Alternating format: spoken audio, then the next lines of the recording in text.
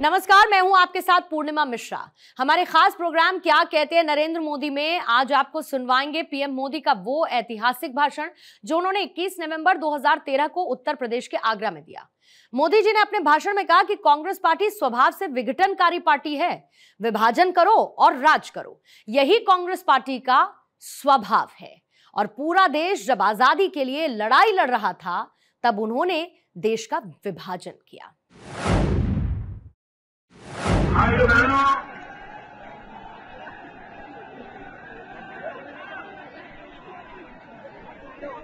ये आगरा की भूमि ऐतिहासिक अनेक कारणों से जानी जाती है, लेकिन आज हम दुनिया में जब हिंदुस्तान का ब्रांडिंग करते हैं, भारत की भिन्न भिन्न ताकत का परिचय जब करवाते हैं, तो उसमें सबसे पहले विश्व के सामने आगरा का ताजमहल प्रस्तुत करते हैं।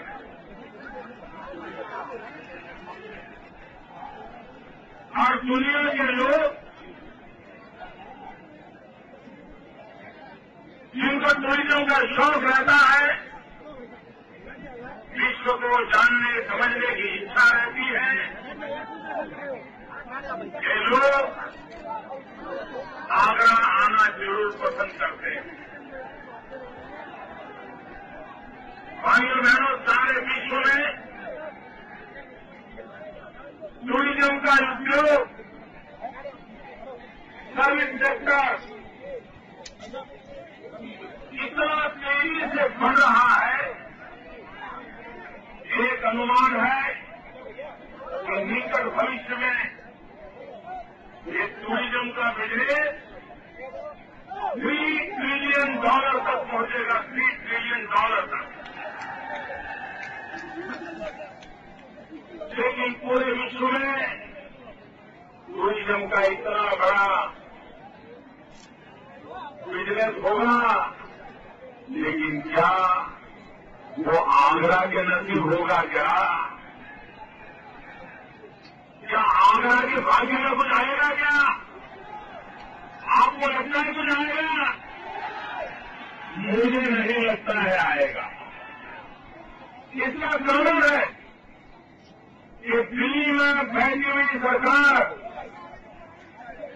उनकी सोच में गड़बड़ है। कौन से काम को प्रायोरिटी देना चाहिए, किस काम को प्राथमिकता देनी चाहिए, इसमें वो निर्णय नहीं कर पाते। अगर टूरिज्म का इतना बड़ा संभावनाएं पड़ी है, आगरा का ताजमहल विश्व भर में जाना माना है, क्या आगरा में एक अच्छा एयरपोर्ट नहीं बना सकते? क्या आगरा में विश्व भर के टूरिस्ट डायरेक्ट यहां पहुंचे, ऐसा प्रबंध नहीं हो सकता है? लेकिन भाइयों बहनों, कोई मंत्रियों का किसी इलाके से आ जाए, छोटा सा गांव हो, वहां तो वो एयरपोर्ट बना देता है,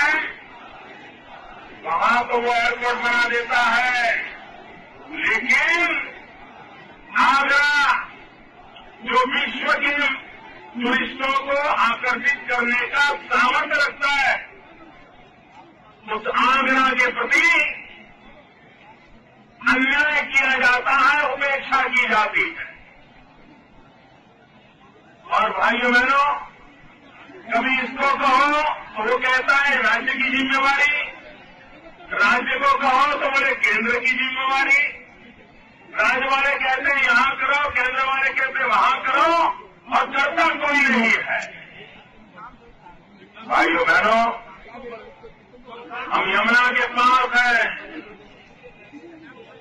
लेकिन आगरा को पीने का शुद्ध पानी नहीं उपलब्ध हो रहा है। आजादी के 60 साल बीत चुके है, लेकिन उसके बावजूद भी आगरा जैसे नगर को, जिसके निकट यमुना जी हो, लेकिन अगर उसको पीने का शुद्ध पानी नहीं मिलता है तो उसका कारण लखनऊ में बैठे हुए शासक, उनको यह समझ नहीं है कि सामान्य मानवीय की आवश्यकताओं की पूर्ति के लिए क्या करना चाहिए। और उसका नतीजा है कि आपको पानी नहीं पहुंच रहा है। भाइयों बहनों, मेरे गुजरात के हाल तो बहुत खस्ता थे। मेरे यहां तो नदियां नहीं है, आपके यहां तो ढेर सारी नदियां हैं। मेरे पास अकेली एक नर्मदा मैया है, लेकिन हमें पाइपलाइन डाल करके पाकिस्तान की सीमा पर, जहां हिंदुस्तान की सेना का जवान तैनात है, वहां तक पाइपलाइन से नर्मदा का शुद्ध पानी पहुंचाया, रेगिस्तान में भी पानी पहुंचाया और दुनिया की सबसे लंबी पाइपलाइन लगाई। और पाइपलाइन की साइज क्या है मालूम है? पाइपलाइन की साइज इतनी बड़ी है कि हमारे मित्र भाई अखिलेश मारुति कार में बैठ करके परिवार के साथ उस पाइपलाइन के अंदर गाड़ी चला सकते हैं। कितनी बड़ी पाइप है, और जिसमें से हम नर्मदा का पानी ले जाते हैं, 9,000 गांवों में पीने का शुद्ध पानी पहुंचाते हैं। कोई कहेंगे क्या यहां हो सकता है, नहीं हो सकता है, करना चाहिए कि नहीं करना चाहिए। आजकल कुछ पॉलिटिकल पंडित मुझे सवाल पूछते रहते हैं कि मोदी जी, ये गुजरात का मॉडल और कहीं काम आएगा क्या?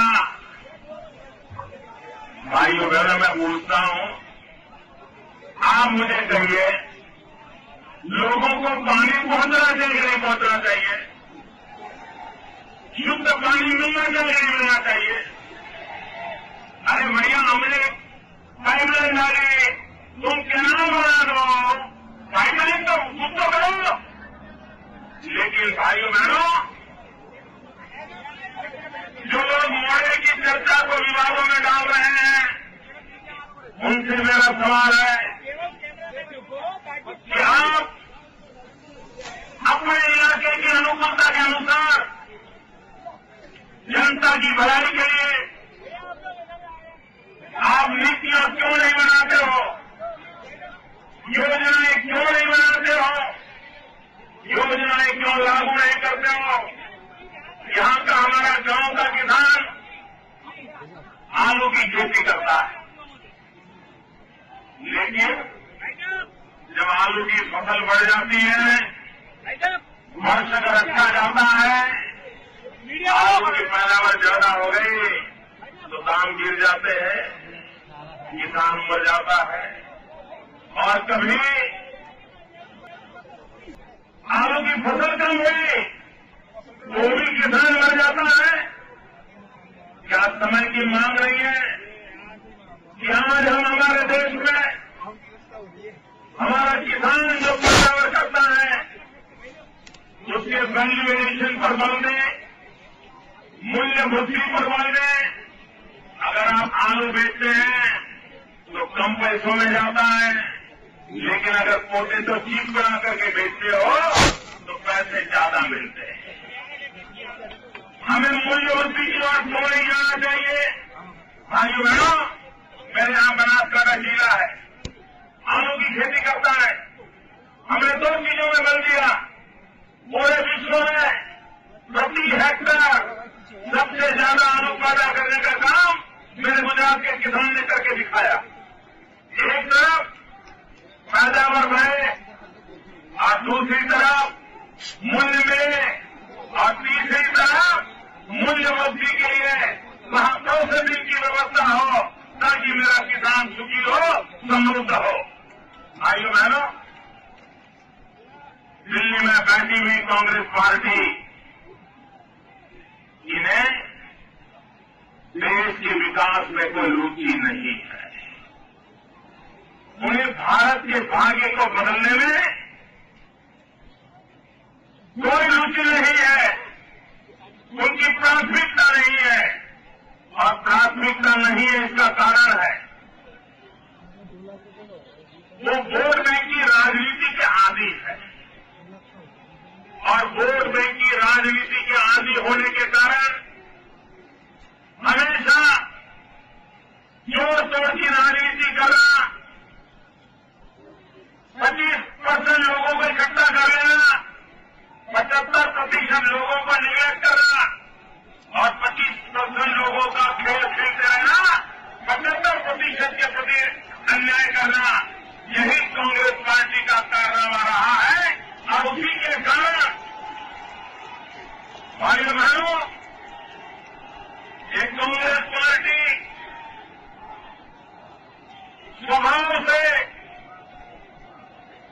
पार्टी स्वभाव से विघटनकारी पार्टी है, विभाजन करने वाली पार्टी है। विभाजन करो और राज करो, बांटो और राज करो, यही कांग्रेस पार्टी का स्वभाव है। देश जब आजादी के लिए लड़ाई लड़ रहा था तब उन्होंने देश का विभाजन किया।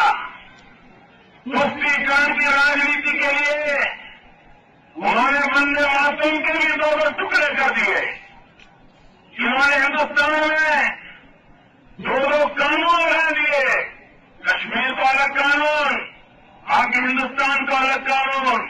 विभाजन करना, पानी का झगड़ा हो, एक राज्य को दूसरे राज्य के साथ लड़ा देना, पानी के प्रश्नों को लटकाए रखना, कभी भाषा के नाम पर राज्यों की रचना करके बंटवारा करना, कभी उत्तर और दक्षिण का बंटवारा करना, कभी गांव और शहर का बंटवारा करना। भाइयों बहनों, यही कारण कांग्रेस पार्टी के स्वभाव में रहे हैं और ये आदत छोटी छोटी पार्टियों को भी लगी। कांग्रेस की वोट बैंक की राजनीति और भी दल सीखने लग गए। सपा ने भी कांग्रेस की वोट बैंक की राजनीति को छुड़ाया, बसपा ने भी कांग्रेस की वोट बैंक की राजनीति को छुड़ाया और ये दोनों कांग्रेस से सवाए सिद्ध हो गए। कांग्रेस से वोट बैंक की राजनीति छुड़ा करके उन्होंने उसमें अपना रंग भर दिया, अपना खेल जोड़ दिया और उसका परिणाम ये आया कि वोट बैंक की राजनीति में कौन आगे निकले उसकी देश में स्पर्धा हो गई। वोट बैंक की राजनीति की स्पर्धा में कभी सपा आगे, कभी बसपा आगे, कभी कांग्रेस कोशिश करती है, लेकिन इस कांग्रेस के पाप का परिणाम है कि सपा और बसपा जैसे लोग पैदा हुए हैं। भाइयों बहनों, ये वोट बैंक की राजनीति ने देश को तबाह करके रखा है। आज देश को समय की मांग है विकास की राजनीति करने की। आज हिंदुस्तान में आज अकेली भारतीय जनता पार्टी ऐसी है जो राष्ट्रवाद के आधार पर चल रही है, जोड़ने की राजनीति